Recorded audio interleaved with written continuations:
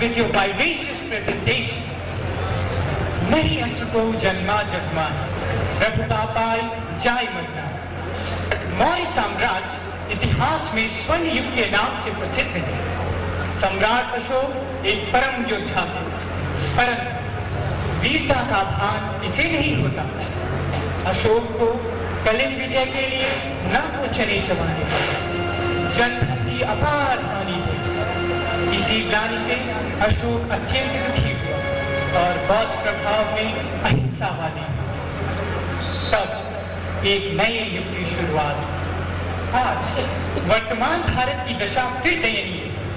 क्या कोई बुद्ध और गांधी फिर आएगा इस देश में? क्या फिर कोई चंडा अशोक महान अशोक में परिवर्तित होगा? आखिर कब? आइए इसी संदर्भ में हम प्रायश्चित नामक दृष्टांत का अवलोकन करें।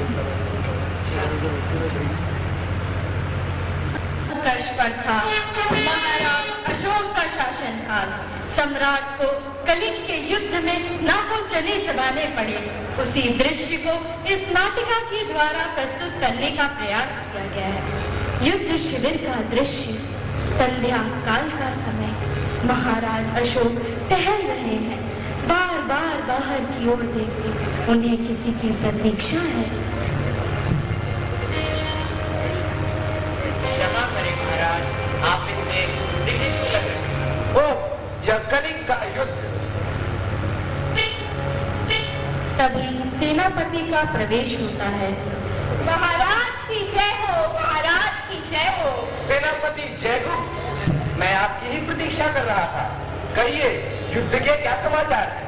बधाई हो महाराज, बधाई हो। आप कलिंग के युद्ध में विजय हुए। सच सेनापति, सच। बिल्कुल सच महाराज। आपकी प्रचंड सेना ने कलिंग नरेश को युद्ध भूमि छोड़कर भागने पर विवश कर दिया। धन्य हो सेनापति, धन्य हो। महामंत्री को बुलाया जाए। महाराज की जय हो, महाराज की जय हो।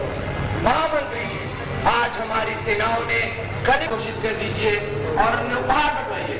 जी महाराज, आपकी जैसे आज्ञा। महाराज की जय हो, महाराज की जय हो। महामंत्री जी ने झुककर आदेश का पालन किया। बाहर की ओर जाने लगे, तभी बौद्ध भिक्षु आते दिखाई दिए। अरे भद्दे, आप आइए आइए, आपका स्वागत है। प्रणाम भंते, कहिए किस प्रयोजन से आना हुआ? महाराज, किसकी महान विजय हुई है? महाराज अशोक की? नहीं, इनकी तो आज जैसी पराजय कभी नहीं हुई। मेरी पराजय? सम्राट अशोक कभी पराजित नहीं हो सकता। सम्राट अशोक विश्व विजयी है। मैं सच कह रहा हूँ महाराज। सेनापति ने आपको विजय का संदेश जरूर सुनाया होगा, पर मैं फिर कहता हूँ कि आपकी आज जैसी पराजय कभी नहीं हुई। सेनापति जी, क्या क्या है? नहीं नहीं महाराज, यह सत्य है। आज सचमुच आपकी वाहिनी ने विजय प्राप्त की है। ये सुनिए नगाड़ों की आवाज, ये सुनिए जय घोष। आप स्वयं चलकर देखिए महाराज कि किस प्रकार आपकी महान पराजय हुई है, या फिर आप सत्य देखने से भयभीत हैं? सम्राट अशोक किसी से नहीं डरता। चलिए, मैं सत्य देखने को तत्पर हूँ बंदे। परंतु महाराज, आप अपने इस वेश को बदल कर चलिएगा, क्योंकि आपका इतना भय व्याप्त है कि कोई आपके समक्ष अपने दुख को प्रकट नहीं करेगा। सत्य है, चलिए। महाराज सैनिक वेश में बौद्ध भिक्षु के साथ गांव के निकट जाते हैं। चारों ओर चित्कार होता है, स्त्रियां रो रही हैं, बिलख रही हैं।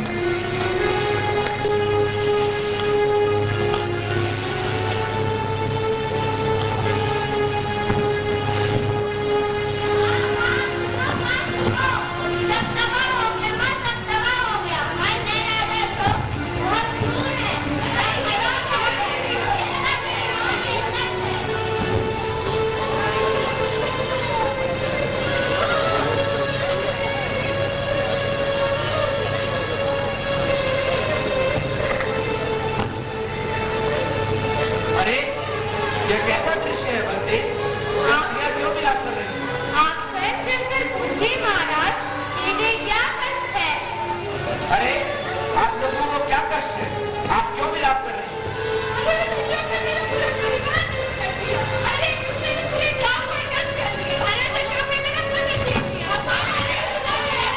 बस अब मैं और नहीं सुन सकता, चलिए यहाँ से बनते। क्या तो सिर्फ एक शुरुआत है महाराज, युद्ध भूमि का दृश्य काफी बाकी है। नहीं बनते, अब मुझ में और कुछ देखने का साहस बाकी नहीं है। युद्ध भूमि का दृश्य तो आपको देखना ही पड़ेगा। चलिए बनते, जैसी आपकी इच्छा। युद्ध भूमि का विभत्स दृश्य, चित्कार कोलाहल से भरपूर, सैनिक चीख रहे हैं, कराह रहे हैं, कलट रहे हैं।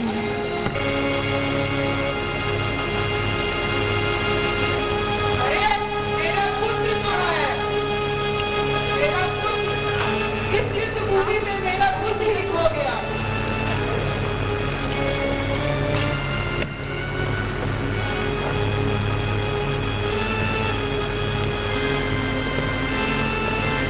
अरे यह कैसा विभत्स दृश्य है बनते?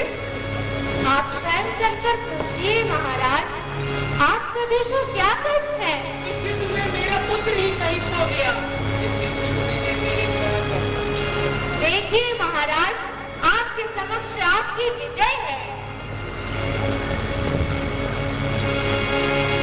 आप सभी शांत हो जाएं, आप सभी के कष्ट अवश्य ही दूर हो जाएंगे।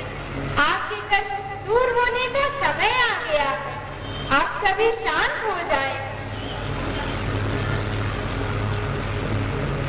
बनते, आज आपने मेरी आंखें खोली। एक सम्राट का कार्य तो अपनी प्रजा की रक्षा करना होता है, परंतु यह क्या, मैं स्वयं ही अपनी प्रजा का भक्षक बन गया।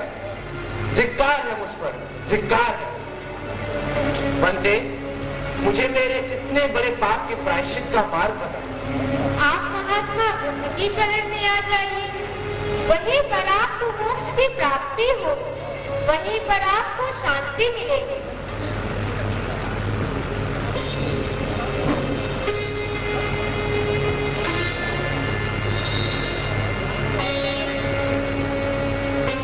आइए, मैं आपको सत्य की राह पर ले चलूं।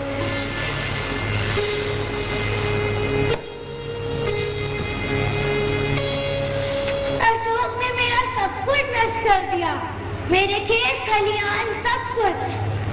नहीं पुत्र, तुम्हारा कुछ भी नहीं छिना है, तुम्हारा सब कुछ तुम्हें वापस मिल जाएगा। क्या तुम वादा करते हो? हाँ, मैं वादा करता हूँ। अरे क्या क्या हो गया?